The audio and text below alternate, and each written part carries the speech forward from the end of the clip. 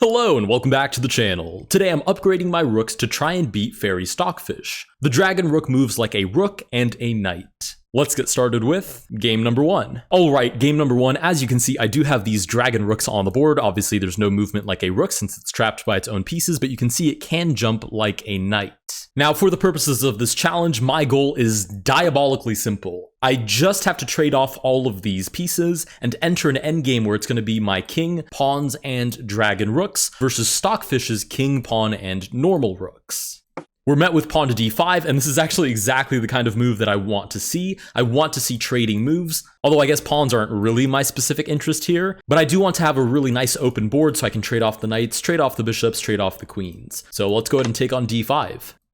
Oh, we're met with pawn to c6. That's like the last thing I expected. So this is a gambit. It's allowing me to take this extra pawn in order to get ahead on development. I wonder if it's actually programmed to understand that if it starts with a material disadvantage, it basically has to play for broke. Otherwise, it doesn't have a chance if I develop my pieces, but that's such a human strategy that it's kind of weird, but okay, I'll bite. I'll take the free pawn.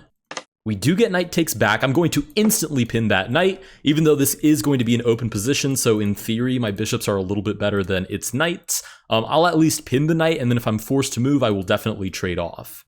Okay, pawn to g6, we'll keep developing our own pieces. Now, I don't have castling enabled for myself, but in all fairness, I did enable it for Stockfish, who just goes ahead and fianchettos the bishop to g7. That's totally fine, we'll keep developing.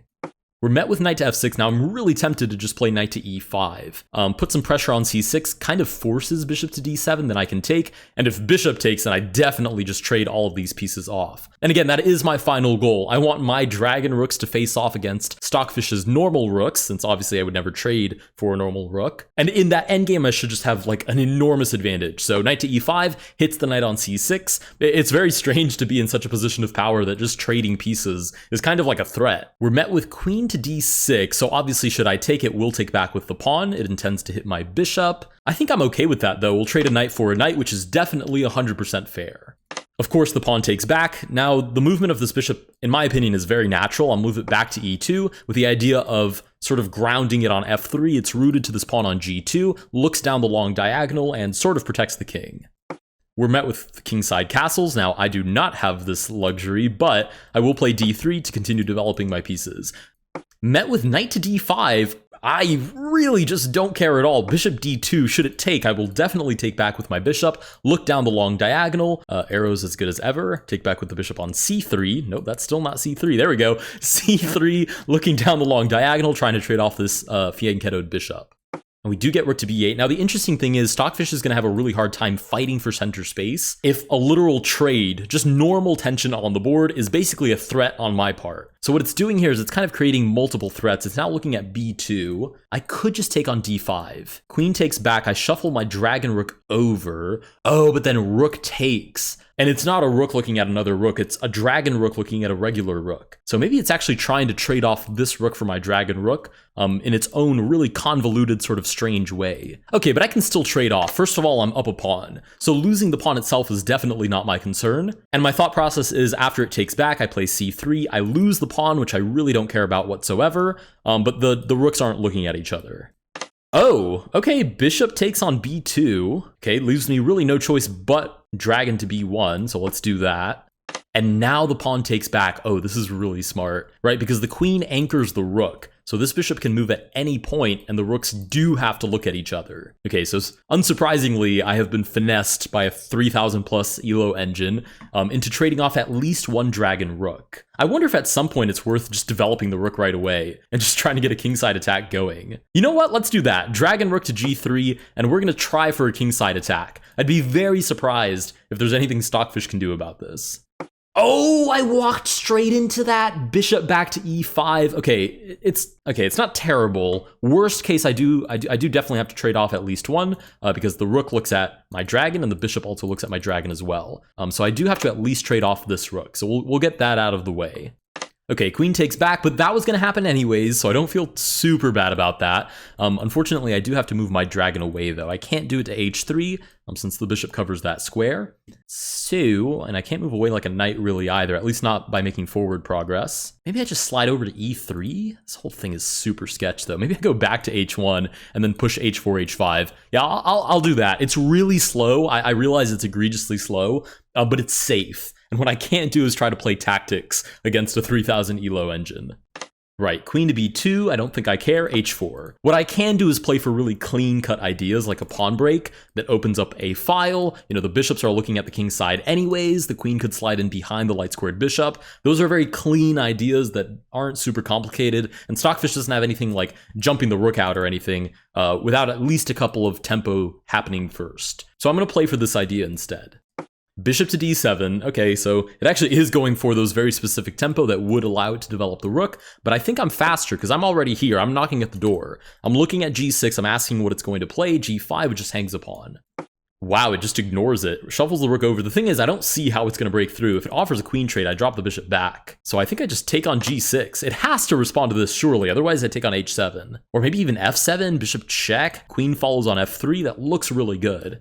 Right, okay, it does take back. I was gonna say, that'd be shocking if it didn't even bother to respond to this. Now the question is what to do. Can I just play this? Check, hits like a knight. King shuffles over. Check again, hits like a knight again. I don't know if that leads to anything, but it looks so convincing that I'm gonna throw it on the board.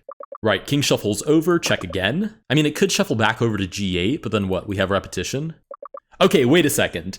King to g8, I think tells me a lot about the position because I don't think I had a super concrete follow-up after king to e8. So king to g8 tells me that at least Stockfish still thinks it has a disadvantage, right? Because it's playing into threefold repetition, which an engine definitely doesn't do unless it thinks it's the best option, right? If there's even a chance that something else might be able to like be playable for a win, it usually will play into that. But here evidently it just shuffles back over, so it thinks it's worse at least. We'll play check again, but we're not going to repeat.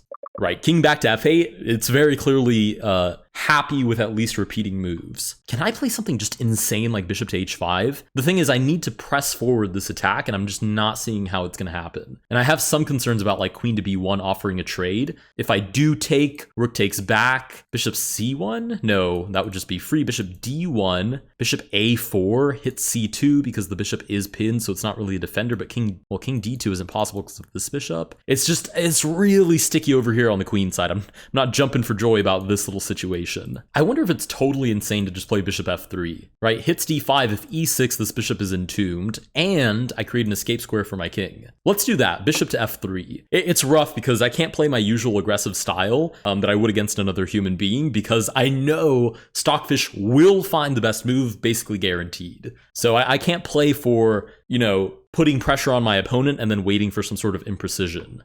Oh, bishop back to g7 boots the dragon rook. So it definitely thinks there's some scary stuff going on here. Well, I guess I could play check again. I was gonna say I won't because I like how weak the king is here, but no, let's move the dragon back for now. I'm gonna move it back to h4, keep it nice and active, looking at a whole bunch of squares.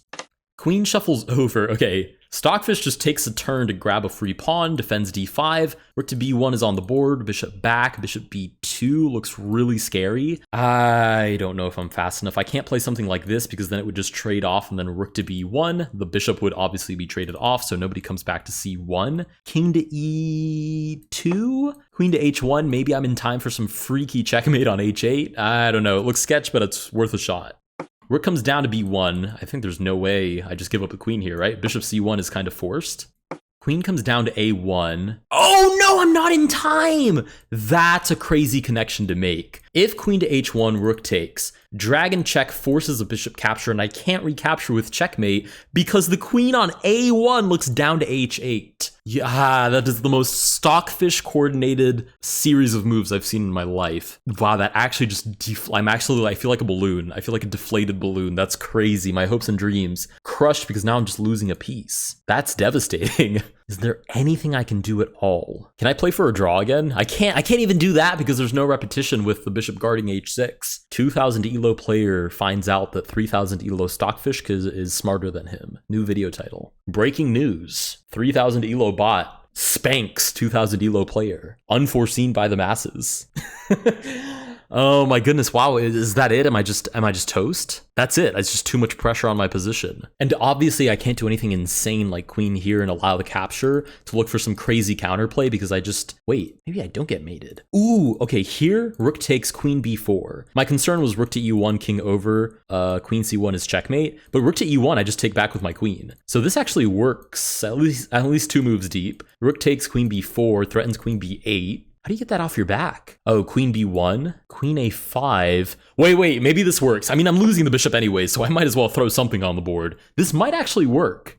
It does take on c1. Oh, I'm an idiot. Queen to b4, rook takes c2 check. And the problem with that is it unleashes the queen on the back rank. So like king to e3, queen c1. Oh, I guess I have queen d2 and then mate. Wow, that's devastating. It's not like I have anything else. What, like check, king over, check, bishop takes, queen takes, rook c2 anyways? Or no, I guess king to g8. No, king would already be on g8. Wow, that's crushing. Well, GG's, let's give it a try. We all cross our fingers and hope that the top engine in the world doesn't see rook takes c2.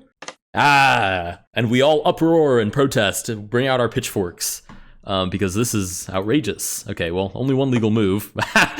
It played it instantly. Yeah, because there's only one legal move, which is queen to d2. And with that, even with a wonderful rook upgrade, we do in fact lose to Fairy Stockfish. If you guys did enjoy this video, please consider liking and subscribing.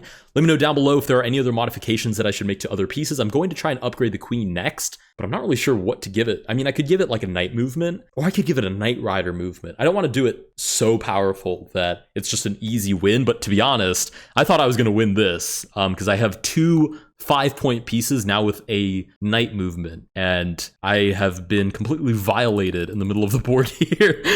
Anyways, if you guys did enjoy this video, please consider liking and subscribing. I'll see you guys in the next one.